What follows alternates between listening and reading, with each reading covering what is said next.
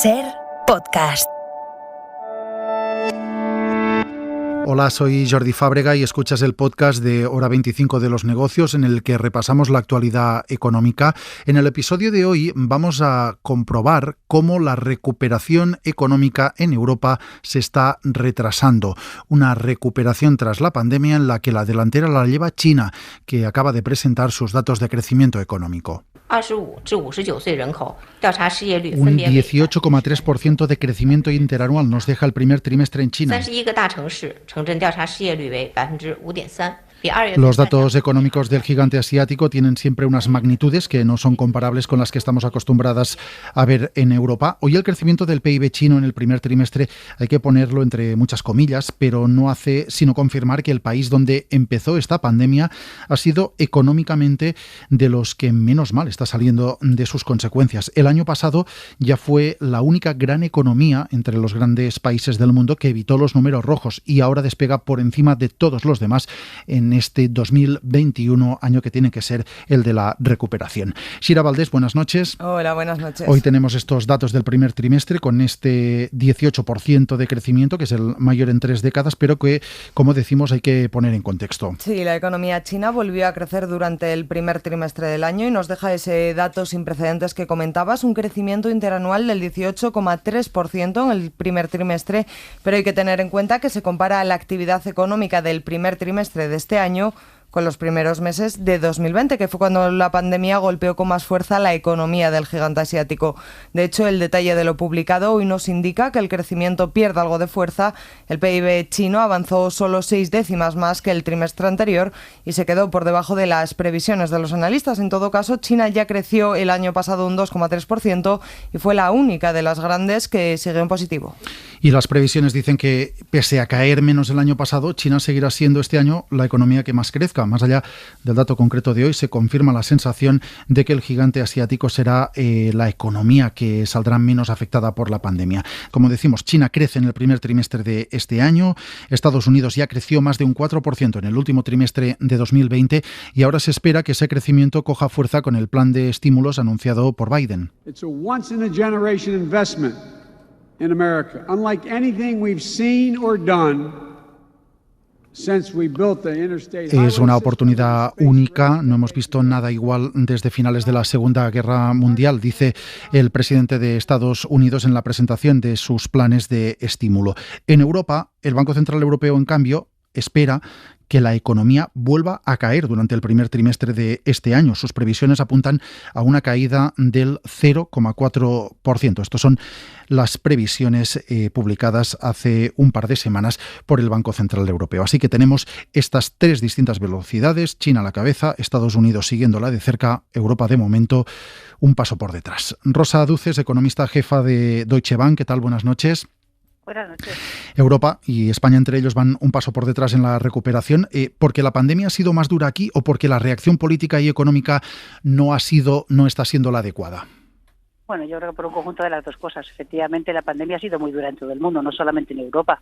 Lo que pasa es que en Europa las decisiones han sido de más restricciones y eso ha provocado pues que efectivamente la actividad económica se haya visto mucho más afectada y economías como la española, que dependen mucho del sector servicios y de turismo, pues evidentemente la más.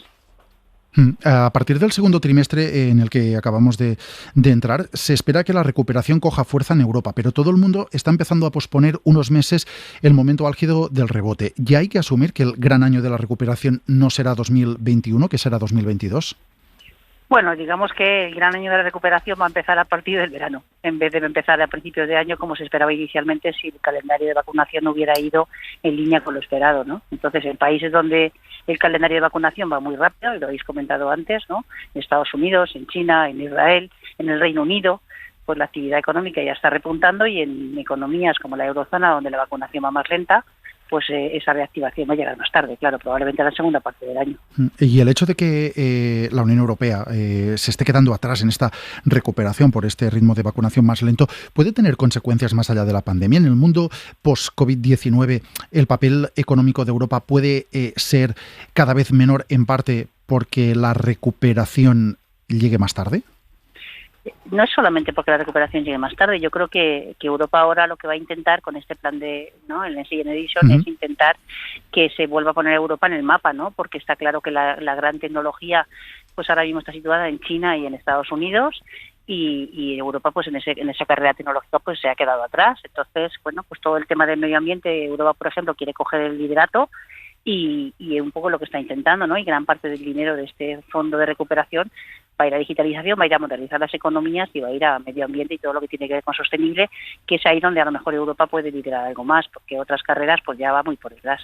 Es cierto que todo el mundo confía mucho, sobre todo los gobiernos, en ese programa europeo, en este Next Generation.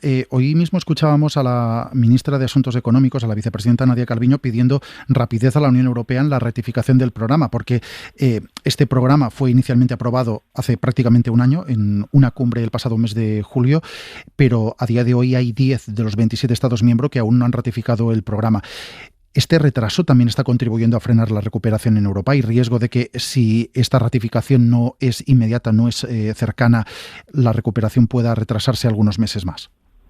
A ver, el riesgo existe. La realidad es que hasta ahora el calendario no va mal, porque todos los países tienen plazas hasta el día 30 de abril para presentar sus programas, que es un poco lo que ha hecho el gobierno español esta semana, ¿no?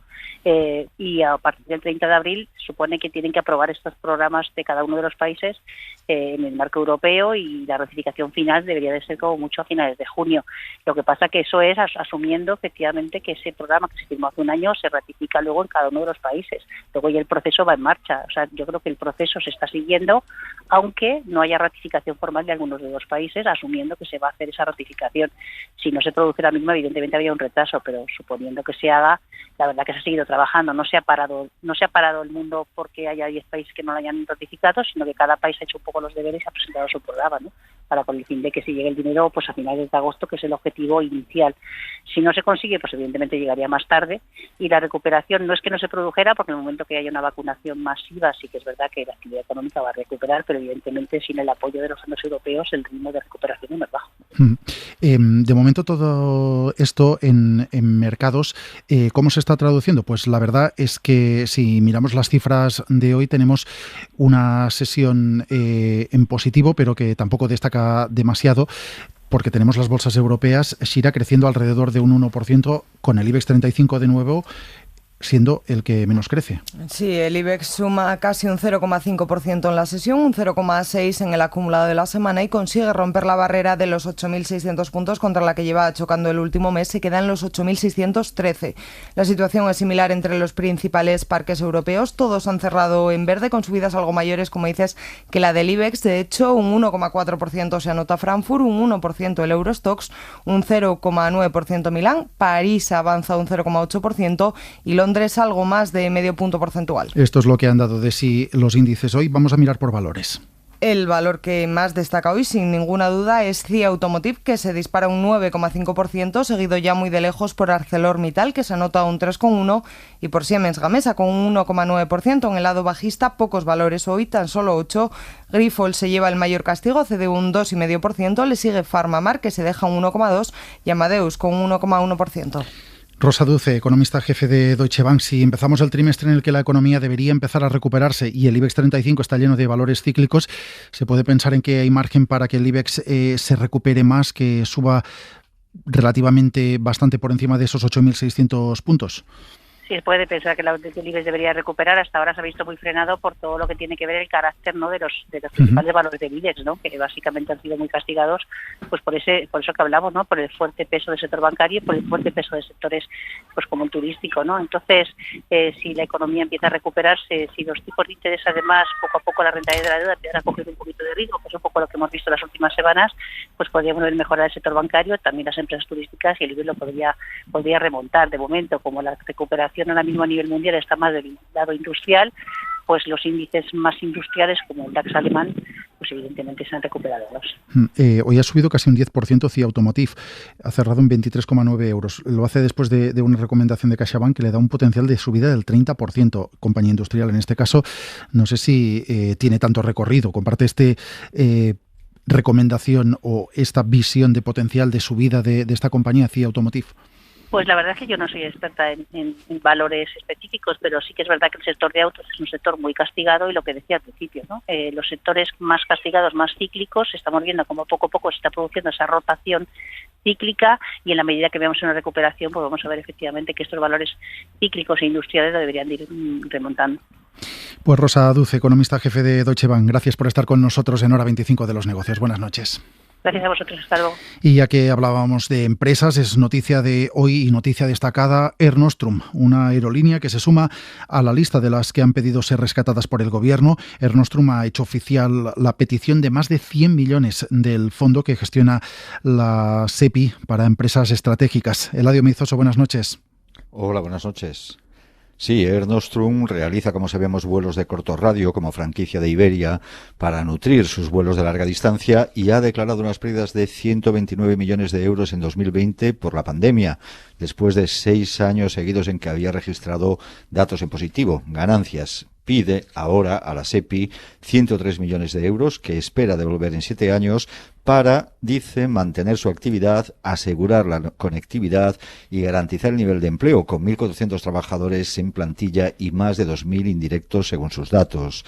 El año pasado, Air Nostrum redujo sus operaciones en un 43% en plena pandemia, frente al 71% de media en el sector. Esta primavera mantiene un 62% y espera cubrir en verano el 87% de sus rutas de 2019, cuando era entonces la única aerolínea, por ejemplo, con vuelos regulares en aeropuertos como Badajoz, Burgos, León o La Rioja.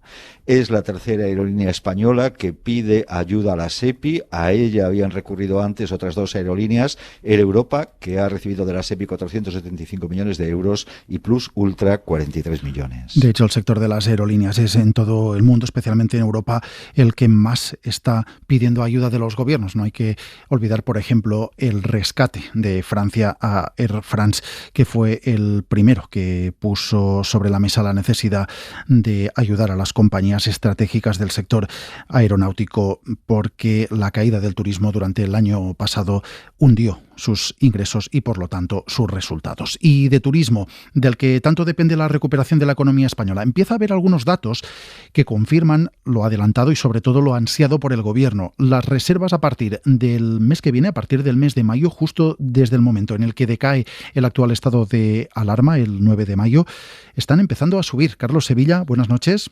¿Qué tal? Buenas noches. Y eso se está notando especialmente en las reservas para las islas.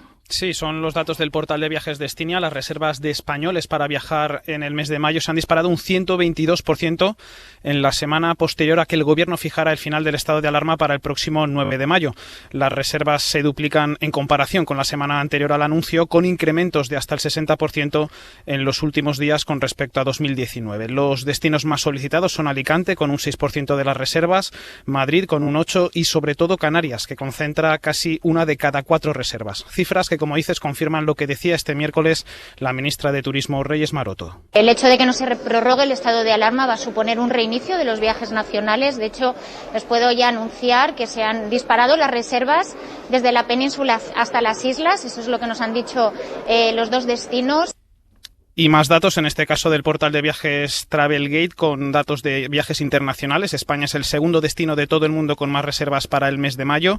La mitad se concentran en Baleares y Canarias y el 40% corresponden a turistas estadounidenses y británicos. Aquí, además del final del estado de alarma, también influye la reactivación de los vuelos internacionales en el Reino Unido, anunciada para el próximo 17 de mayo. Las reservas aumentan, Jordi, pero también hay que decir que las cifras de ocupación, de hoteles abiertos o de gasto turístico siguen muy por debajo de los niveles de los años previos a la pandemia. Gracias, Carlos. Veremos pues si se confirma esta tendencia clave para la recuperación de la economía española y europea. De momento, con una vacunación aquí más lenta, con menos estímulos, Europa va en el vagón de cola del rebote tras la pandemia.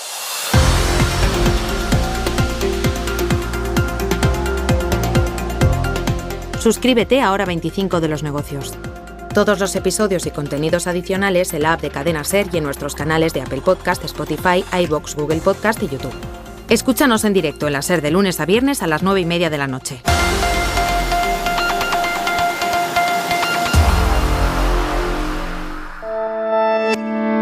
Cadena SER. La radio.